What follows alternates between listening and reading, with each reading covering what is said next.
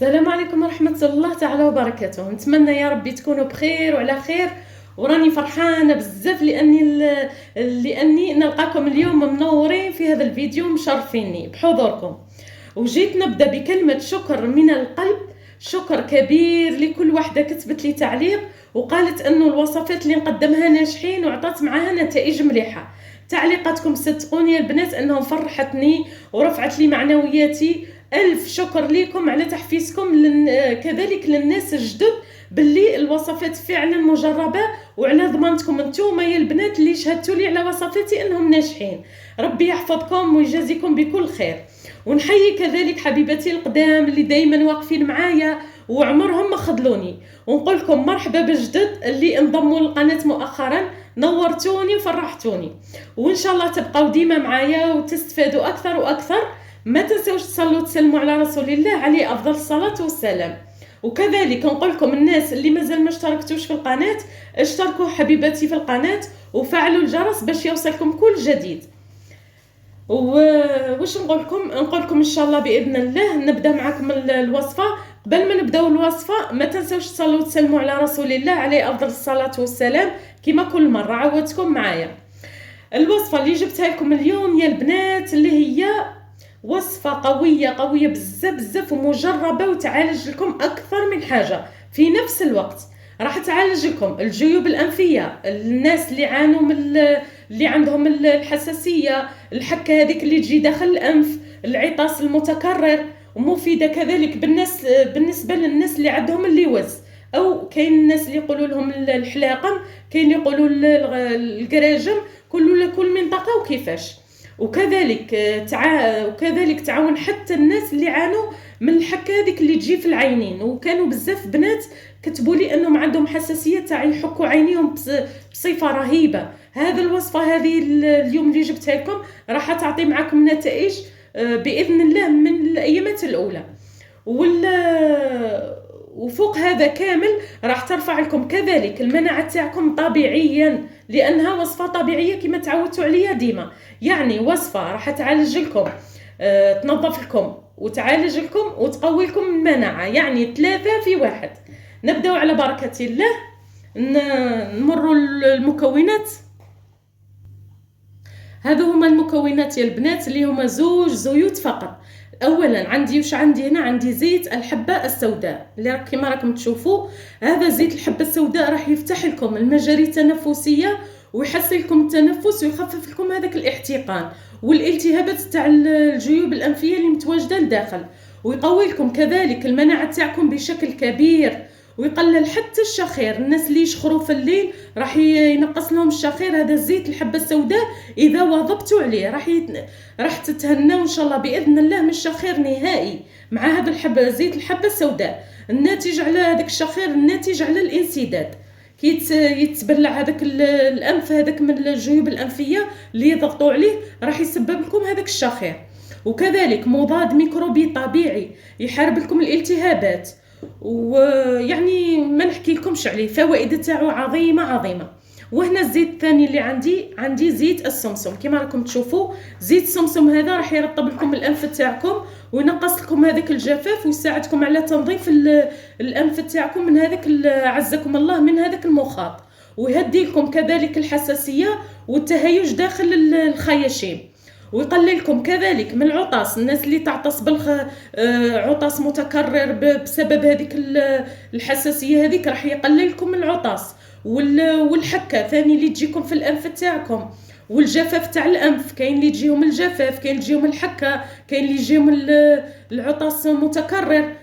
هذا الزيت السمسم راح يقضي لكم ان شاء الله باذن الله على هذا المشكل. هذا ممتاز للالتهابات تاع الانف التحسسي. واش راح نديرو؟ انا كيما هذا الزيت الحبه السوداء هذا يا البنات راني خدمته في الدار. اذا بغيتوا يا البنات ولا خاوتي وخياتي راح نشارك معكم الوصفه. اذا لقيتها طلبت عليها بقوه، اذا قلتوا لي ام شيراز حطي لنا الزيوت كيفاش يتخدموا في الدار راح نحط لكم. انا خدمت هذا الزيت اللي شويه خفيف، يعني اللون تاعو راح تشوفوا، راح نوري لكم من داخل كيفاش. هذا شويه ترونسبارو كيما نقولوا حنا، شويه شفاف. هذا الزيت شفاف، راه برك فقط الكاميرا مايش توري فيه مليح. راح نوري لكم كذلك النوع الغامق اللي خدمته في البيت. هذا هو كما راكم تشوفوه هنا، تقريبا عنده تقريبا شهر ولا فايت شهر. ها شوفوا يا البنات، هنا غامق هنا غامق، وهذا شوي فاتح عليه.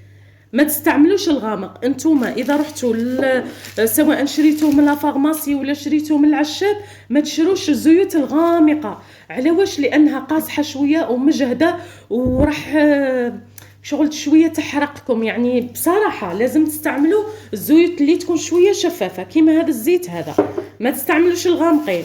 وكذلك اللي ننصحكم بها يا البنات، حذاري حذاري انكم تشروا الزيوت اللي في الساشي، عفوا اللي في القارورات البلاستيكيه، هذوك راهم مغشوشين ما تستعملوهمش. اشروا هذا الزيوت اللي يجوا هكاك. شوفوا هذا الزيوت حتى بالكتالوج تاعهم يا البنات كيفاش، شوفوا ما شاء الله هذا الزيوت ما شاء الله.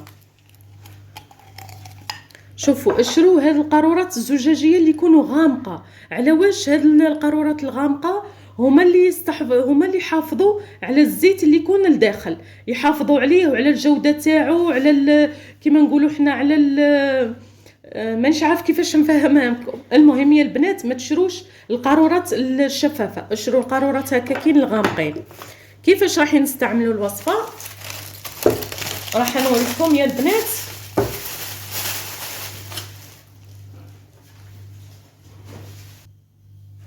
هنا كيفاش راح نستعملوا، راح ناخذوا ملعقه سواء صغيره ولا كبيره كيما حبيتوا. المهم الا استعملتوا الا استعملتوا فنجال، استعملوا فنجال من زيت الحبه السوداء وفنجال من زيت السمسم. واذا استعملتوا ملعقه صغيره استعملوا المهم نفس المقدار، ملعقه صغيره ملعقه صغيره، ملعقه كبيره ملعقه كبيره. من بعد تحطوهم في فنجال ولا اي اناء وتخلطوهم مع بعض. لازم يندمجوا مع بعض. وكي نخلطوا هذا الزيوت مع بعض راح يعطيكم واحد التأثير مزدوج ما نحكيلكمش. راح يعطيكم تنظيف عميق المجاري الأنفية تاعكم، ويفتح لكم هذاك الانسداد بسرعة يفتح لكم الانسداد، ويخفف لكم كذلك الشخير كما قلت لكم، ويحسن التنفس ويقلل الالتهابات والحكة هذيك اللي متواجدة في الأنف تاعكم، ويدعم لكم داعم كبير للمناعة هذا الزيوت هذو، وخصوصا زيت الحبة السوداء. النتائج راح تظهر لكم من الايامات الاولى باذن الله، من 3 ايام 4 ايام صدقوني، من اليوم الثاني ماشي 3 ايام، من اليوم الثاني راح تحسوا بوحده التنفس ما نحكي لكمش من اروع ما يكون. انا واش درت يا البنات؟ ديت ملعقه كبيره من الحبه السوداء وملعقه كبيره من زيت السمسم، خلطتهم هنا في هذه القاروره مع بعض، خلطت مليح. ولا ما عندكمش هذه القارورات هذو، انا عندي هذه، انتوما استعملوا هذو راكم تشوفوا. يعني هذه القارورات انا غير نرموهم تاع القطارات هذو، تاع سوا تاع الودنين ولا تاع الانف ولا تاع العينين ولا تاع الاذن. اغسلوها مليح وعقموها نظفوها وديروا فيها هذاك الخليط تاع الزوج زيوت. واش راح نديروا؟ راح تحكموا هذه كميه من الزيت هكذا، تروحوا للجهه اليمين تاع الانف تاعكم، تقطروا من 5 قطرات حتى من 3 قطرات حتى ل5 قطرات على حسب ما تستحملوا. تقطروا واحده، تستناو شوي، تعاودوا القطره الثانيه، بسم الله، تعاودوا الثالثه، وتخلوها مده يعني تقريبا دقيقه. من تستنشقوا هذاك الزيوت وتحسوا روحكم هبط لكم هذاك الزيت، عاودوا روحوا للجهه الاخرى تاع الانف تاعكم ثاني، يا اما 5 قطرات يا اما 3 قطرات كما قلت لكم. تقطروا وتحبسوا هكذا، تقطري وتحبسي، تقطري وتحبسي من 3 حتى ل5. واش راح يصرى؟ راح هذا الزيوت، الخليط تاع الزيوت مع بعض راح يهبط لكم الانف تاعكم، يهبط لكم كامل لتحت. راح تحسوا بواحد الحرقان شويه، بصراحه تحسوا به شويه يحرقكم، ولكن راه يعالج، ما تخافوا ما والو، عادي. ولازم دائما توجدوا هكاك بابي ولا بابي موشواغ ولا اونكا سبحان الله تعطسوا ولا تخرجوا كاش حاجه ولا تكحوا ولا حاجه، دائما هذه معكم من تستعملوا هذوك الزيوت. وكذلك ادهنوا هذيك المنطقه تاع العينين، تحت العينين وفوق العينين، هذوك الناس اللي عندهم هذيك الحكه اللي تجيهم تحت العين وفوق العين، ما لازمش يدخل لكم هذا الزيوت في العينين الداخل. هي عادي ما يصرى والو، ولكن هذاك الحرقان راح يحرقكم الزيت، بما انه زيت راح يحرقكم. قلت لكم اقعدوا بهذا الوصفه هذه تقريبا 10 دقائق، ومن بعد واش تحسوا هذاك الزيوت راهم هبطوا لكم من الانف تاعكم حتى الهاد تاع الفم تاعكم من داخل لداخل يهبط لكم. اذا قدرتوا تبلعوا ابلعوا عادي، ما يصرى حتى شيء. اصلا راكم مع هذه الوصفه هذه اللي مديتها لكم نتاع الجيوب الانفيه والقطاره هذه، تناولوا دائما يوميا من ليل الليل، تناولوا ملعقه من زيت حبه البركه يوميا في الليل مع هذا القطاره هذه. قلت لكم اذا هبط لكم هذوك الزيوت لتحت اصبروا شويه، من بعد نوضوا 10 دقائق ولا ربع ساعه ولا نوضوا، راح ينزل لكم هذاك المخاط. كاين الناس اللي ينزل لهم المخاط اعزكم الله، بعد ما ينزل هذاك المخاط 10 دقائق ربع ساعه روحوا ارموا هذاك المخاط اللي ينزل في الفم تاعكم، ارموه ونظفوا الفم تاعكم ورجعوا حكموا بلاصتكم وعادي. راح تستعملوا هذه الوصفه تاع الاكل ملعقه من زيت الحبه السوداء يوميا، ويوميا من الليل. واما هذه القطرات تستعملوها يوم مرتين في اليوم، سواء في المقيل ولا الصباح ولا الوقت اللي يكون عندك الوقت استعمليها اختي ولا اخي، وفي الليل كذلك كي تجوا تحكموا بلاصتكم.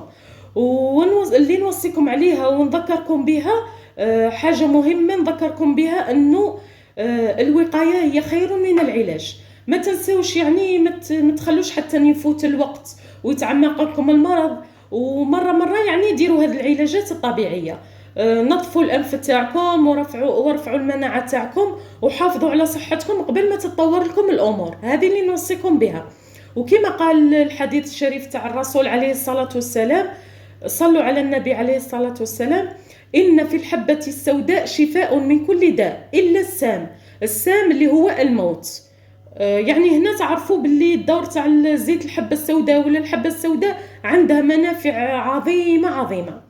وهذه هي حبيباتي، وهنا راح نكمل معكم خياتي الوصفه. استعملوها كما قلت لكم مرتين، وان شاء الله راح تشوفوا الفرق من اول ايامات باذن الله. ما تنسوش تكتبوا لي تجاربكم في التعليقات، ولانه تعليقاتكم هي تفرحني وتزيدني تشجعني اكثر واكثر.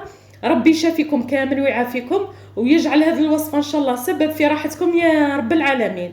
نلقاكم بإذن الله في فيديو الجاي، وربي يشافي الجميع. أقول لكم مع السلامة، وإلى اللقاء في فيديو قادم إن شاء الله. مع السلامة، دمتم بخير.